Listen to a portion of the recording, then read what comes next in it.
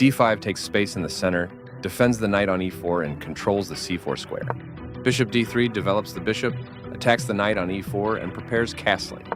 Bishop d6 develops the bishop to an active square, where it controls the center and prepares castling. Castling gets the king out of the center and activates the rook.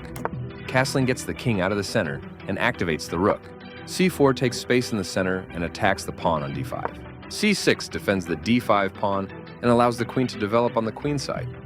Rook e1 attacks the knight and centralizes the rook on an open file. This protects an underdefended knight that is under attack. The opening development is progressing well. Out comes the knight and into the battle. The better move was to force moving the bishop to a passive square. Advancing the pawns in front of the king can compromise the king's safety. There were worse moves, but also something much better. The better move was to develop a bishop and attack the center. This maintains the balance in material with a good trade. Black's recapture simultaneously activates another piece. This kicks a bishop, the correct move to safety. This is the strongest option. That's fine. White's knight has moved to a square with greater activity and control. This offers to exchange pieces of equal value. This threatens to sacrifice a bishop for a nice tactic. The better move was to move a knight to a more active position, developing the bishop and increasing influence in the center. Advancing the pawns in front of the king can compromise the king's safety. The better move was to move a bishop to safety. After all captures, this is an equal trade. This threatens to win a queen through a fork.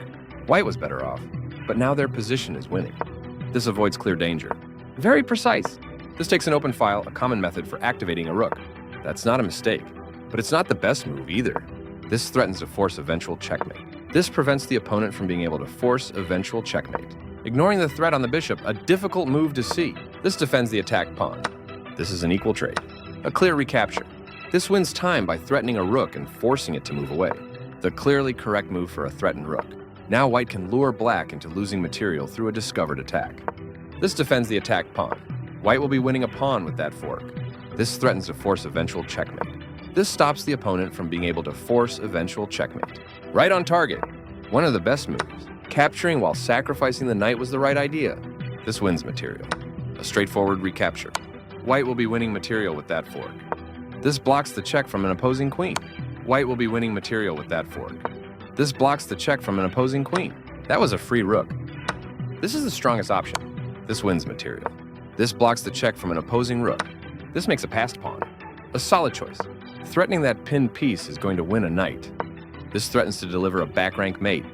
This stops the opponent from being able to deliver a back rank mate. This permits the opponent to checkmate the king. And the game is over.